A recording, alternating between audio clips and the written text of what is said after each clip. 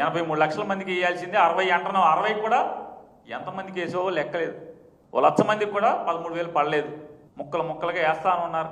గొప్పలు మాత్రం 13,000 ఇచ్చేసామని చెప్పి మీటింగ్లు తండ్రి కొడుకులు ఇద్దరు ఊరూరా తిరుగుతున్నారు. ఇది అమ్మఒడి కాదు, మా అబ్బాయి గారు పెట్టాడు దీన్ని, ఇది కొత్తదని చెప్తున్నాడు. సిగ్గు శరం ఏం సాధారణంగా ఏం చెప్పాలి? పిల్లలు దొంగతనాలు చేస్తే తండ్రి కర్రొచ్చుకుని 4 బాధి అరే తప్పురా దొంగతనాలు చేయకూడదురా అని చెప్పాల్సినటువంటి తండ్రే కొడుకు దొంగతనాల దగ్గరుండి నేర్పిస్తున్నాడు. ఎందుకు? రేపో మాపో ముఖ్యమంత్రి కుర్చీలో కూర్చోబెడదామని, అంటే దొంగతనాలు నేర్పి ఏం చేద్దామని అంటున్నా.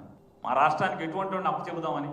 ఒకవేళ రేపు నువ్వు 1 సంవత్సరానికి దిగిపోయి మీ కొడుకుని అప్పచెబితే మంచి దొంగ కింద దొంగతనాలు దొంగ మాటలు ఎట్టా అనే తర్ఫీదా? ఏంటి చంద్రబాబు నాయుడు గారు ఏమి మీరు చేసేది? అమ్మఒడి మీ అబ్బాయి ఆలోచన. నవ్వుతారని కూడా అనుకోరా? ఎవరిని నవ్వితే నాకేంటి? ఇప్పుడు హైదరాబాద్ నేను కట్టానంటూ 1,00,000 సార్లు చెప్తే జనం నమ్ముతారనే. బయటోడి ఆంధ్ర రాష్ట్రంలో ఎవరిని నమ్మడు, బయట తెలంగాణ కూడా దాన్ని నమ్మరు. ఉత్తరప్రదేశ్లోనో ఒరిస్సాలోనో చుట్టుపక్కల తమిళనాడునో నిజంగా హైదరాబాద్ అంతా చంద్రబాబు కట్టారని అనుకుంటారు కదా. చెప్పగా మనకి బాగా ఊదే ఛానల్స్. రేపటి నుంచి కూడా మన మొత్తం ఈ టీవీ 11 ఛానల్స్ ఉంటాయి కదా. మన ఈ అమ్మఒడి అబ్బాయి కనిపెట్టాడు అని చెప్పటానికి తప్పితే అట్టాగే ఏమి మీ ఏంటి అసలు మీరు ఈ అబద్ధాలు ఏంటి? ఎవరికి అసలు ఈ దీనస్థితి రైతులను పట్టించుకునే పరిస్థితులు ఉండవా?